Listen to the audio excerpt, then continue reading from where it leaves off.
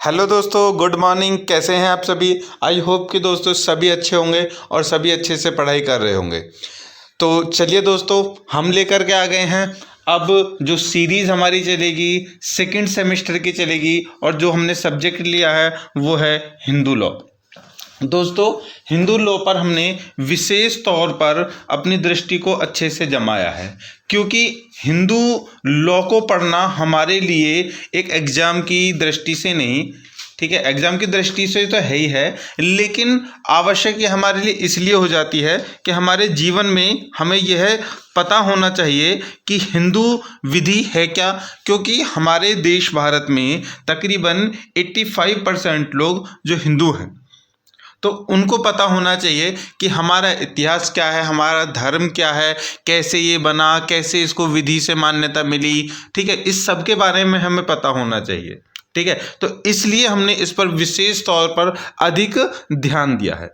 तो आज हम लेकर के आ गए हैं शॉर्ट क्वेश्चंस की सीरीज, जो हिंदू जो विधि है उससे फैमिली लॉ में हम इस सब को पढ़ने वाले हैं। ठीक है दोस्तों, तो फैमिली लॉ में हम इस सब को पढ़ेंगे एज इज सेकेंड सेमेस्टर में।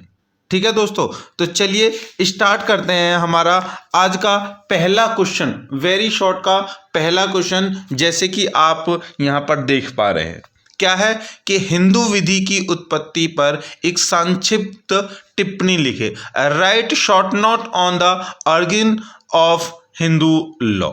चलिए दोस्तों, तो स्टार्ट करते हैं। पेन नोटबुक निकाल करके तैयार हो जाइए, जल्दी से इंपॉर्टेंट चीज़ें हैं उनको नोट करना जरूर है। देखिए दोस्तों, जितना भी हम यहाँ से आपको पढ़ा रहे हैं, यहाँ से मेटेरियल प्रोवाइड कर रहे हैं, ठीक है, आप जब इन वीडियो को देखोगे पढ़ोगे तो आपको बिल्कुल समझ में आ जाएगा, इस बात की गारंटी है। लेकिन कुछ समय के बाद में, क्योंकि अभी एग्ज़ाम की दृष्टि से हम देखें तो एग्ज़ाम अभी दूर है, तो उस समय तक हो सकता है कि हमारा जो मतलब कि हमारे जो दिमाग पर ये जो छपेगा, जो हम यहाँ पर पढ़ेंगे वो याद होगा, वो हो सकता है उस समय तक कुछ धूमिल हो जाए। तो उसके लिए ज़रूरी है कि हम सीरीज के अकॉर्डिंग नोट्स आप लोग सभी तैयार करते रहें खुद से।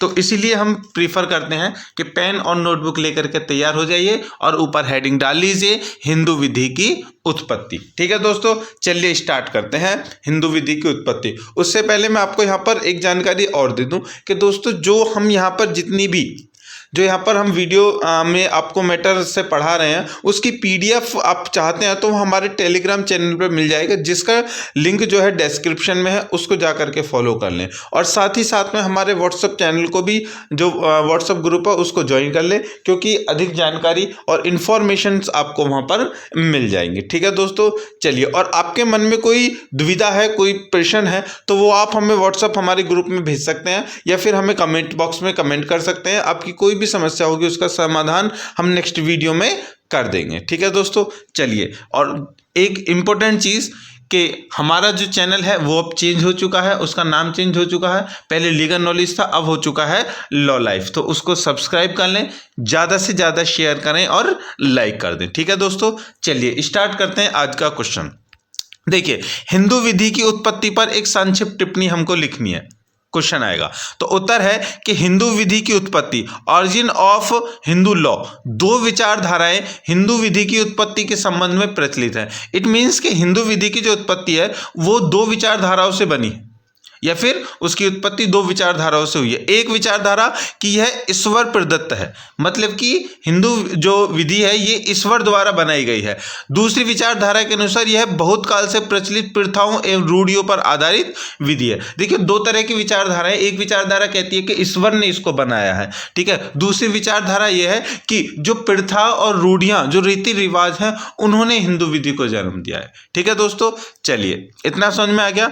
आगे कि हिंदू विधि ईश्वरीय उत्पत्ति से संबंधित मानी जाती है, फिर भी यह तत्वतः बहुत काल से प्रचलित एवं सदाचार पर अवलंबित है, जो पूर्णतः धर्मनिरपेक्ष है। विधि के विकास में प्रथाओं के ऊपर इतना अधिक बल दिया गया है कि यह भ्रम होना सर्वथा स्वाभाविक है कि हिंदू विधि प्रथात्मक है। देखिए, दो विचारधाराएं हमारी यहाँ थी, एक ईश्वरीय विचारधारा थी और एक रूढ़ि और प्रथावादी थी, ठीक है। लेकिन अब दोनों के बारे में जब स्टडी करते हैं तो पता चलता है कि दोनों जो चीजें हैं, जो प्रथाएं हैं और ईश्वरीय, दोनों का मिलाप इस विधि में माना जाता है। इसलिए कहीं भी किसी भी हद तक ये कहना बहुत ही ज्यादा कठिन है, अवलंबित का मतलब कठिन है कि ये ईश्वर द्वारा बनाई गई है या प्रथाओं द्वारा बनाई गई है।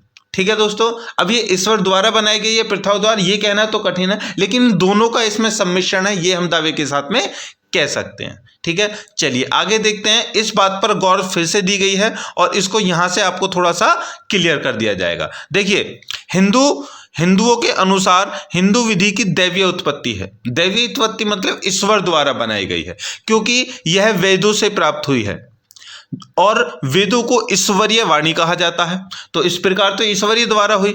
यूरोपीय विद्वानों के अनुसार हिंदू विधि ईश्वर प्रदत्त नहीं है। अब यहाँ पर एक और अपवाद आता है कि जो यूरोपीय विद्वान उन्होंने कहा है कि हिंदू विधि जो ईश्वर प्रदत्त नहीं है, मतलब कि ईश्वर आधारित नहीं है, वरन बहुप्रचलित प्रथाओं एवं लोक रीतियों के द्वारा आधारित है, जो ब्राह्मणवाद के पूर्व भी विद्वान थी। जब आर्य लोग भारत आए थे तो उन्होंने देखा कि यहाँ बहुत सी प्रथाएं, रूढ़ियां प्रचलित थीं, जो उनकी प्रथाओं से या तो पूर्ण रूपेण मेल खाती थी, या तो पूरी तरह से उनके तरह थी, अथवा उनसे पूर्ण रूपेण मेल नहीं खाती थी। मतलब कि ये कहा जाता है कि प्रथाओं और रीति रिवाजों से बनी हुई है, क्योंकि जो ब्राह्मणवाद हमारे देश में चला था उससे पहले भी हिंदू विधि थी।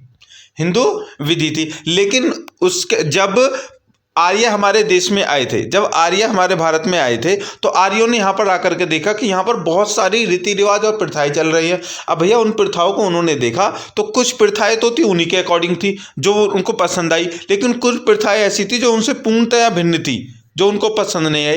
तो अब आर्यों ने क्या कहा, अब आर्यों ने क्या किया, जो हिंदू थे उनके साथ में क्या किया, देखिए बहुत इंपॉर्टेंट चीज है, उन्होंने उन प्रथाओं अथवा रूढ़ियों को आवश्यकता अनुसार परिवर्तित अथवा संशोधित करके ग्रहण कर लिया। देखिए आर्यों ने क्या किया, हिंदुओं की जो यहाँ के जो मूल निवासी थे उनकी जो प्रथाएं थी उनको क्या किया कि उनको आवश्यकता अनुसार, अपने अनुसार उनको परिवर्तित कर लिया, मतलब कि उनमें कुछ बदलाव कर लिया, संशोधन कर लिया और उनको अपना लिया। लेकिन उन प्रथाओं और रूढ़ियों को पूर्णतया त्याग कर दिया जिनका वे अपने अनुरूप नहीं कर सकते थे। लेकिन उनमें से जो ऐसी प्रथाएं थी जिनको वो नहीं अपना सकते थे या फिर उनके विरुद्ध थी, तो उन्होंने उन्हें पूर्णतया से त्याग कर दिया। उसके बाद में ब्राह्मणवाद ने उन प्रचलित प्रथाओं में धर्म की आड़ में कुछ परिवर्तन कर लिए। अब देखिए, पहले यहाँ पर जो भारत के मूल निवासी थे, उसके बाद आए थे आर्यों ने आकर के उनकी प्रथाओं को कुछ को ग्रहण कर लिया, और जो उन्हें लगी कि ये प्रथाएं बेकार हैं, ठीक है, इनकी कोई अस्तित्व नहीं है या फिर ये बिना बेस के हैं,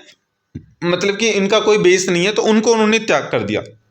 उसके बाद में आर्यनों का राज हुआ। अब आर्यन के बाद में ब्राह्मणवाद चला, तो ब्राह्मणवादियों ने क्या किया, देखिए उन्होंने क्या किया, जो प्रचलित प्रथाओं थी उनकी आड़ में, ठीक है, कुछ परिवर्तन किए, मतलब कि जो प्रथाएं थी उनको क्या कर दिया, उनकी आड़ में उन्होंने कुछ अपने मतलब कि जो भी उनकी नीतियां थी उनको लेकर के आए और उनमें बदलाव कर दिया।